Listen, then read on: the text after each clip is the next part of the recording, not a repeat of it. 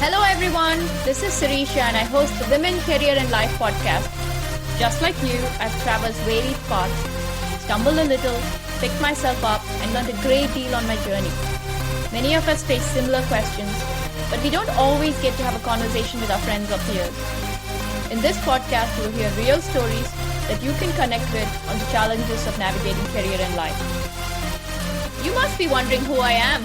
In my everyday life, I'm a career woman, a mom, and an avid reader. I'm also a road tripper, amateur gardener, and even a fashionista on some days. Join me and my guests as we have an open and honest discussion on career change, trade-offs, and working across boundaries. You get the idea. It's a perspective you simply may not hear anywhere else. Today, I'm excited to have a guest host, Usha, who will be joining me on our conversation on returning to work. Hello, everyone. Welcome to the Women, Career and Life podcast. We're really excited to have Tami Forman, the Executive Director of Path Forward, with us today. This is the series on returning to work. So, Tami, before we sort of delve into the organization, we wanted to learn a little more about you, who you are, what motivates you. Lend yourself to this journey where you are with Path Forward at this point. First of all, thank you so much for having me. I'm super excited to be on the podcast. And so I started out my career after college in media in New York City. I worked in book publishing for a while. I moved to digital media in the late 90s because there was a lot of interesting things happening at that time in New York. Eventually ended up at a small software company doing marketing, corporate marketing. So running PR and corporate communications and that kind of stuff. While I was at that company, I had my daughter, took a maternity leave. I had my son, I took another paternity leave. And around the time that I was working and having my children, they were starting the HR department and other executives as well at this company were working with the National Center for Women in Information Technology to try to help to close the gap of women, both in technology jobs and in leadership. And I was someone who had always felt like this was important, right? That there was a stall that had happened in terms of women's workforce participation rates and really their advancement within the workforce, right? Women were working, but they weren't necessarily advancing at the same rate. There were a bunch of things that were happening. And one of them was the HR department started a returnship program. And I thought, well, this is fantastic. I love that we're doing this. And I'm also the head of PR. So this gives me a perfect opportunity to talk about a great and cool initiative that my company is running. And we started to get some attention, both from the press, but also from other companies who started reaching out to our executives to say, hey, this thing you're doing, getting women back to the workforce, that's cool. Could you basically help us? Could we have a chat about what you're doing and how you're doing it? And that led to the CEO of that company deciding to start a nonprofit organization in order to make it possible for other companies to get help creating and launching and implementing these kinds of programs. And so I, having never worked for a nonprofit in my life, felt very strongly and passionately that this was an important initiative and something that if I got involved could be really meaningful for me, but also have a huge impact on the world. So that's went from media to software marketing to running a nonprofit organization. That is a fantastic journey, right? As you said, you've gone from working in sort of more art type in that kind of industry to a tech job, now to running a nonprofit, and so many career pivots along the way, keeping your underlying theme of your media and content management. So that's a really cool way. And I think the returnship process spoke to your own journey, right? Having to go through 2 maternity leaves. Both Usha and I have taken similar breaks and come back to work. So that resonates with us. So can you actually talk a little bit now more about Path Forward and what you do, what type of roles? And is it just more US centric or does it have a more global presence as well? As I said, it started out as this initiative within this small company. But as other companies started reaching out, the realization among a few of us was like, wow, there's a real opportunity here to expand the opportunities available to people who are trying to restart their careers, focusing on employers, right? By focusing on creating more demand. There were at that point a lot of things out there that were a little more focused on kind of like helping women, right? Whether they were reskilling or coaching or conferences or things like that, that were sort of focused on helping women find a way back into the workforce. And that's all real important work.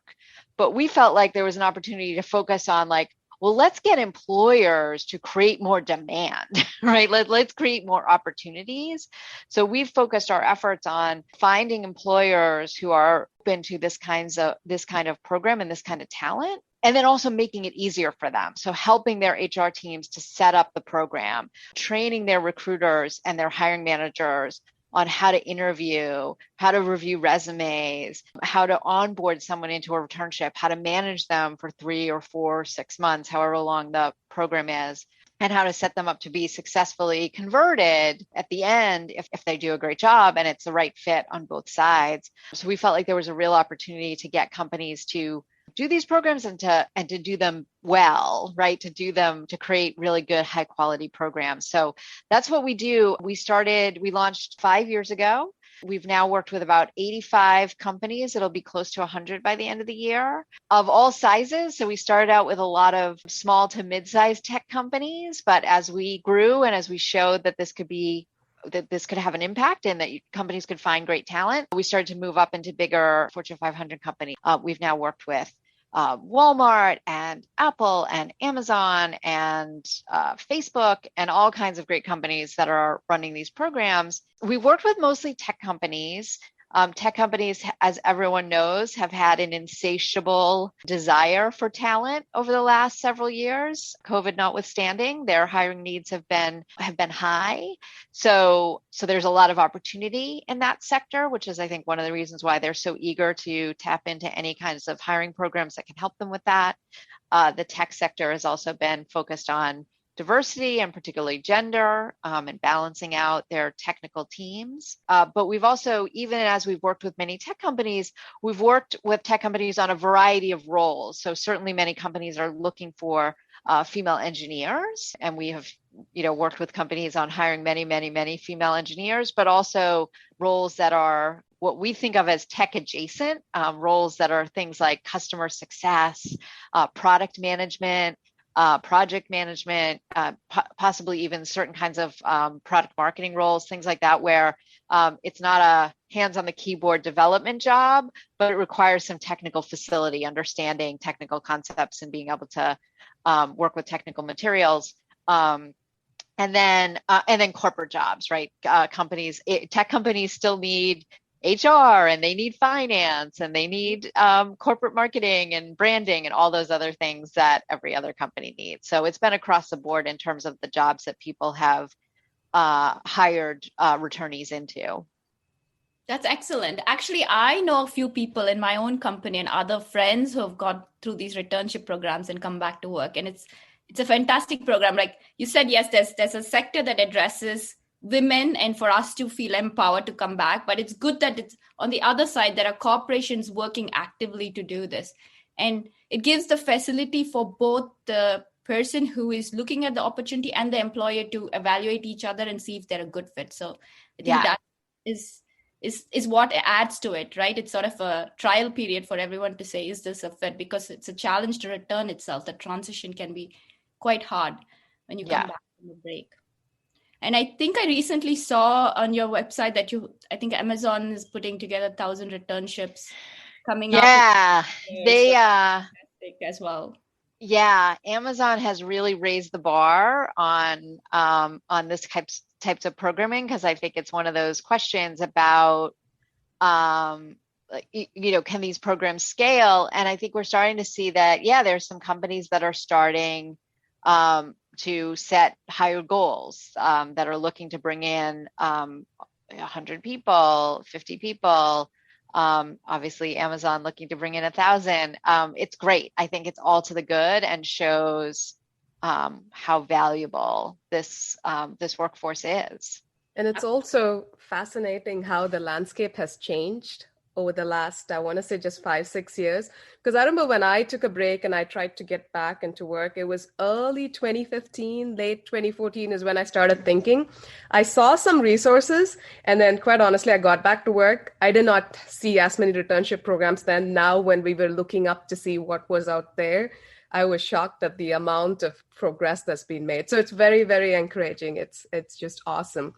And I'm going to put on a listener hat and ask you a question. So it's a lot of information that we see when we come to these websites. But if I was a listener and I'm looking at getting back to work in the next 3 to 6 months and I come to Path Forward, what can I do other than signing up for news alerts? Like, what would be 3 things I could do to set myself up for success over the next 6 months?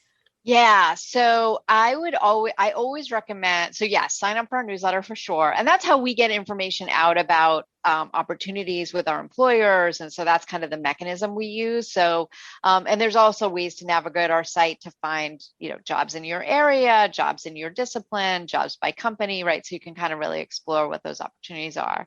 But beyond that, I tell people, so I say the word networking and everybody's like, oh, why did she say that word? Why do I have to do that? And I really want to change how people think about networking, because I think part of the reason why we dread it is because we think of it as like, oh, I got to go ask someone to help me find a job and they're not going to want to, and that's going to be terrible. And right. Let me just go on the job boards and click apply 700 times, which is just going to get you nowhere. So I like to encourage people to think about networking as about having conversations and getting knowledge and learning about what's out there and what the opportunities are for you. And think of it as an opportunity to learn and grow and gain knowledge. And knowledge is power, right? So there are a couple of things that I tell people, because I think this is also hard, because a lot of people will say to me like, well, I haven't worked in 5 or 10 years. Like, everybody I worked with is retired, or are they going to remember me? Like, so first of all, there's a couple things. It is it's a great strategy to actually start with the people who are in your current network, who you may not think of as professionals, but may be, right? So like the person who runs your kid's Cub Scout troop, or the person who's, the class mom, or the people at your synagogue or mosque or church, right? Like the people in your neighborhood. If you're used to hanging out with the other stay-at-home moms, start hanging out with the working moms, right? Ask them what they do. Where do they work? If you're still hanging out with the stay-at-home moms, that's fine too. Ask them where their husband works, right? Like start to network within your community, your true local community.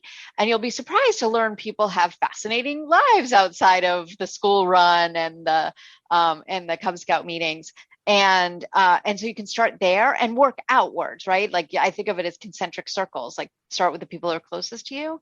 And then absolutely positively reach out to people you worked with, even if it was a long time ago. I am delighted when I hear from someone who I used to work with and they want to catch me up on what they've been doing and ask me for advice. I love it, right? And we have a blog post on our website about kind of how to approach someone. You're not going to go and say, hey, I'm looking to go back to work. Can you help me find a job? That's not the first question you're going to ask. You're going to start with, hey, I am, I remember working on this great project with you and it's such a fond memory of mine. I'm looking to get back to work. I'm asking some people for advice. Would love to catch, 30, 40 minutes with you to get some advice. Who's not going to say yes to that? Of course they will. No, that's great. It's 2 things, right? The way we think of networking is always that you're stuck in this happy hour or maybe a networking hour where you have to just go up to people and talk and sell. That's the impression all of us have in our head. But to your point, there's simple things. And I mean, we miss it too. We never think of people in that circle. So that's great. And then reaching out to people also, I think the whole informational interviews approach, Siri and I have talked about it in our podcast, it is underutilized. And I feel like Absolutely. Even as we go through a career, not just that break, through the career to keep moving and understanding just that informational. So great advice. And then now going along with that process, once somebody lands a returnship via your website, now is that where your support ends, or do you actually work through? And I'm curious what happens after they finish their returnship. Right? Yeah. So no, it doesn't end there. We support, when we are working with an employer, we support the returnees that they hire through the length of their returnship. So we do that in all kinds of ways. It's all virtual now, obviously. So we do it We have some written materials that we share with people, but we also get them onto Zooms, and we have alumni from our prior programs come on and tell their stories and talk about what worked for them, kind of create this mutual support environment. All of it is focused on the transition back to the workforce. So any job training or skill training people need, they're going to get that, either outside of the returnship itself or within it if they're working, depending on how they're working with that company and their manager. But our support is focused on getting feedback, setting yourself up for success, having a plan for how you're going to succeed within this program. The change in home responsibilities and how you're renegotiating what I sometimes call the home service level agreement that has changed significantly for a lot of folks, right? And so we're doing all that and supporting folks through that process. About 80% of people who go through a Path Forward returnship will get converted into a full-time offer, will get offered ongoing employment with that employer, which is amazing. But we have great examples of people who that particular role or that particular company wasn't the right fit for them. They weren't a fit for that role, but they are able to use that experience and move on to another company. And they really are able to now show like, hey, here's what I've done. Here's what I've learned. And coming back to this networking idea, which I just talk about endlessly as much as everybody rolls their eyes at me. Part of what we're helping to support them through is like using that returnship as an opportunity to network. Like you are now with a whole bunch. So first of all, there's the people in your cohort. Right, the other women and men who are going through the returnship at your company. There's the cohorts, the bigger cohort that we create through Path Forward, where you get to meet those folks at other companies. They may have openings, but also obviously the people at your company, right, outside of the returnship, your manager, the other people on your team, and it's a great opportunity to meet folks, and they will have connections into other companies, and it just sort of blossoms from there. So we talk to returnees about how to make those connections, how to leverage them. And how to use that to get themselves into the next opportunity. And I think that's a lot of good advice, I feel, for men and women Mm-hmm. in general, because life is no longer linear even for men. So it's great advice. And that I'm going to take you a little bit into your writing content, a little away from Path Forward, and switch topics a little bit, because we spent some time going through your articles, and there was this common theme that I could see, and you have to tell me if that's intentional or it just comes naturally, is you talk about challenges, but there's always the solution to the problem. Like you seem like a natural problem solver. You're not like, oh, there's a challenge, let's solve it. Is that intentional, or is that just your personality? That isn't. It's both. It's probably intentional because it's my personality. I'm one of those people who is very bored by people admiring problems. Like, okay, well, let's stop talking about problems. Let's start solving them. And I would say, I think it's very interesting. I think on the one hand, I recognize when I'm writing my columns in Forbes, I always like to think that I'm talking to an individual person, right? I'm talking to a woman who's trying to navigate her career. And an individual woman cannot solve systemic problems. Like none of us can do that by ourselves. But there are things that we can do as individuals that help us to overcome the individual challenges that we're facing. It doesn't mean the systemic challenges aren't real, and it doesn't mean I ignore them, but it means that I see ways that how people show up, how they connect with other people, how they think about their own career journey, their own personal journey, how they tell their story. I see the real impacts that those individual choices can have within these contexts. And so I want to give people advice that they can use to change their individual circumstances, and hope that that's one more person who gets into a great position who can work with me to make systemic change, right? Where we can link hands and make a bigger systemic change, and make it easier for the next person, right? So we don't have to kind of work around all these barriers and obstacles. And I think that really comes across, right? When you read your articles, the top thing says enabling people to navigate a high achieving career and a joyful life. I really like that joyful life part of it. And you're speaking to each one of us because you're tackling different things. I thought it was funny when you said home license agreement. That's such a neat way of phrasing that agreement at home, because I think with COVID and a lot of conversations with colleagues, be it men or women, and depending, especially if they have children at home, right?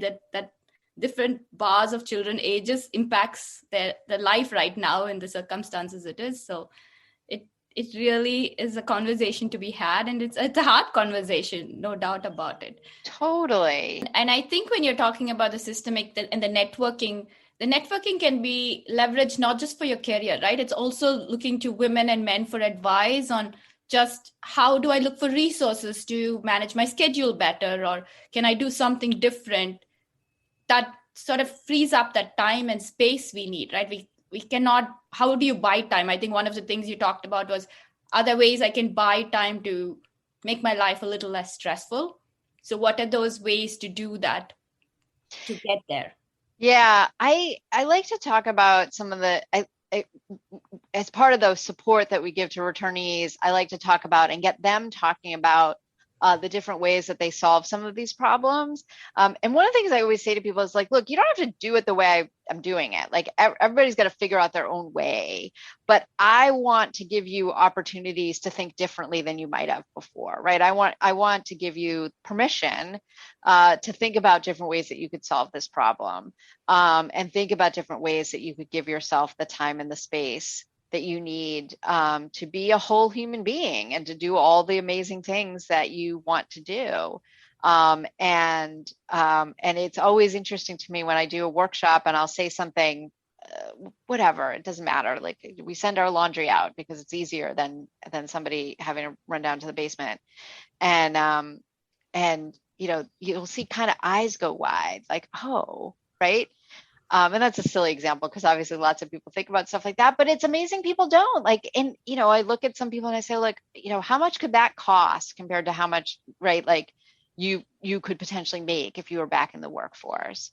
And that's a relatively easy trade-off. And I really try to help women and men, but women particularly, to investigate the stories we tell ourselves, the stories we've been told and made to tell ourselves. The Department of Labor Statistics, I think, publishes sort of the value and the salary worth of a stay-at-home mom, which is like over 150K, you know, and it's interesting to see all the various hats you're wearing. And it's something you could, even when you're talking about your returnship to work experience, right? You can talk about your volunteering, you're running this marketing campaign or running the budget for your Scouts organization. There are things in that you should pull out and leverage as part of your dialogue with the employer of choice, or even with your friends that you're trying to build that information network. So making sure you have all those pieces that you may not look as saying, oh, it is relevant. It is relevant because you're juggling things, and that's what they're looking for, that skill set to stay calm and pull all these pieces together really quickly as well. Yeah, absolutely. We have a blog post on our site that's about how to translate those transferable skills from your mom life into the business language that a manager or recruiter will understand, because you have been gaining skills. You've been gaining amazing skills.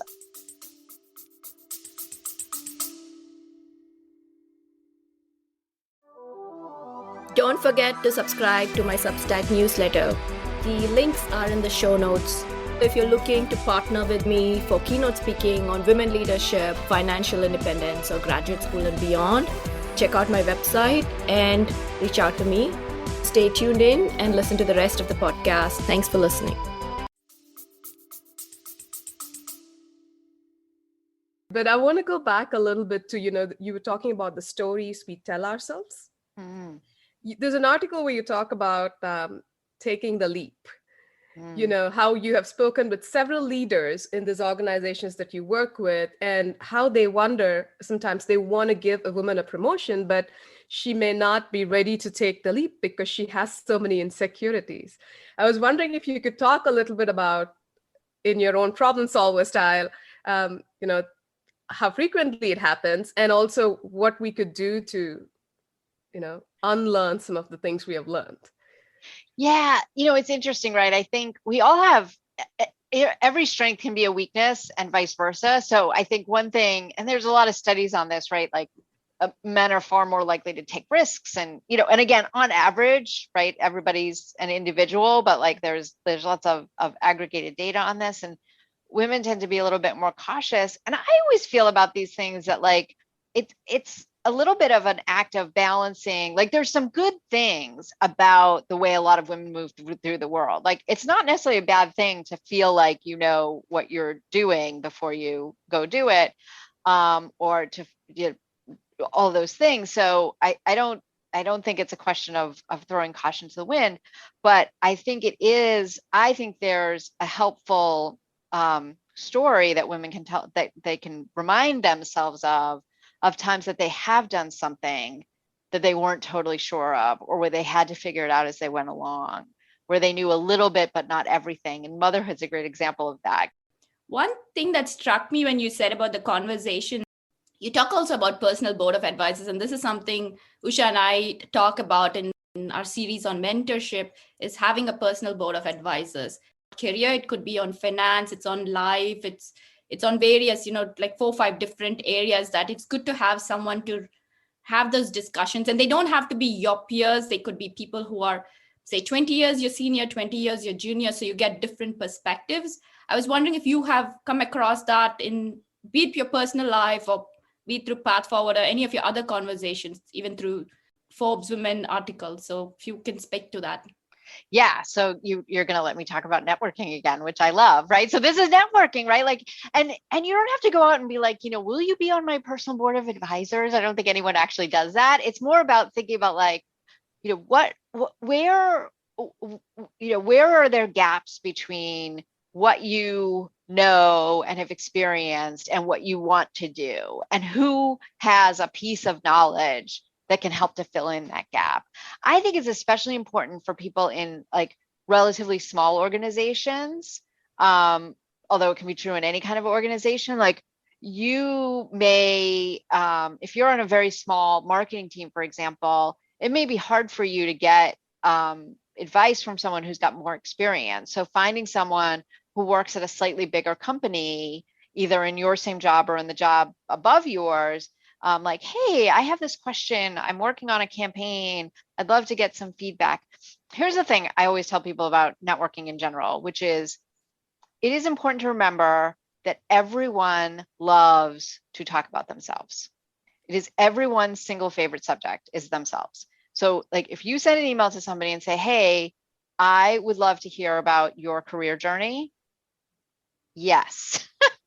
People love to talk about themselves. So use that to your advantage and use that as a way to get people to take calls with you and get some advice. And you will find pretty quickly that there are some people who are very amenable and will give great advice, and other people, who not so much. And then you keep moving on and you sort of add to people as you go. And as you grow, you'll need different kinds of advice from different kinds of people. I think the one thing the pandemic has done for us is like opened up the possibility of networking to like it would have seemed, I think I would have, even I, master networker that I like to think of myself as, even I would often feel awkward about asking someone to get on a Zoom, right? You would think you had to go, you had to meet with them in person. And that's kind of all gone away, right? I think we are in a new world where you can say to someone, hey, I'd love to have a quick phone call with you, or I'd love to jump on a Zoom and learn more about what you do and how you got to where you are. I'm thinking about some different career options. And those can be just really great, rich conversations that will really help you advance yourself and give you the insights you need. I find today's conversation to be extremely fascinating. We start the concept of, talking about really returning to work, but touched on networking and finding that balance, empowering the men as not just the women. But we are reaching that time. So getting close to wrapping up, we asked this guest, every single guest, the same question. What is the thing, one quality or thing that you would write in a letter to your 21-year-old self that would help you in your journey, both in your career and your life? Oh, that's a great question. I think I would tell my 21-year-old self that, you've been told a lot of lies. So you should know that people have lied to you about ambition and about motherhood. And that not only will having children not make you less ambitious and driven, but will actually make you more so. And children will make you more ambitious than you could ever imagine, for one simple reason, is that they are very, very expensive. They cost a lot of money. But more importantly, because you will suddenly feel a desire that you can't begin to imagine, a desire to make the world better, that you will want them to grow up in a world that looks different than the one that you grew up in. And that, and as much as you might have thought, and you might think, you little 21-year-old there, as much as you might think, oh, yes, yes, I want the world to be a better place. Oh, yes, yes, I think long term. Oh, yes, yes, I would like to make a difference. Nothing will clarify the idea around making the world better than a tiny little helpless newborn, where you suddenly, and that sense of time as like, oh, if I want the world to be better for my daughter, she's 13. I've got like less than, like, I don't know, 6-7 years before she's like, thinking about entering the workforce. That's not a lot of time left, right? Like, I got to get moving. I got to make this better. I got to go. So that's what I would tell my 21-year-old self, is that having children will make you far more driven and ambitious to make an impact on the world than you could ever imagine. That was from the heart. Thank you so much, Tami. You're welcome. You're welcome. And, well, thank you so much for coming on this podcast. Thank you for Path Forward, the content you put out there for, building that positivity. But for me, the thing that resonated a lot also is, how you said, as an individual woman, you have to play with the cards that are dealt out, up to a point to solve it, until you can get to a point where you can lead systemic change, like what you're doing. I think that's a great way to think of it, because it also sets you up to succeed now, but also aspire to get to a point where you can lead systemic change. So I think it was great overall. So thank you so much again, Siri. I don't know if you want to add something before we wrap up. Yeah, I really like the fact when you wrote your letter to your 21-year-old self, about changing that conversation. And it's a journey, right? Your conversation is changing within yourself as you learn, that you're working through the different stages of, be it your career or your life, and you gain those experiences.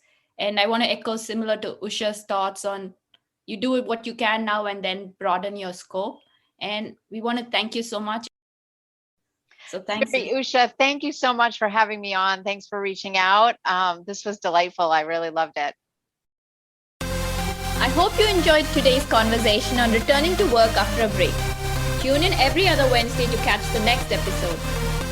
If you think a friend may benefit from this, please share this podcast with them. All the resources we talked about are also available on our website, womencareerandlife.com. I would love to hear from you about your stories and your journey. You can reach me on my blog, Twitter, Instagram, or Gmail at womencareerandlife. Until next time, this is Sirisha signing off. Remember, there are infinite possibilities to drive change in career and life. Which will you choose to make a reality today?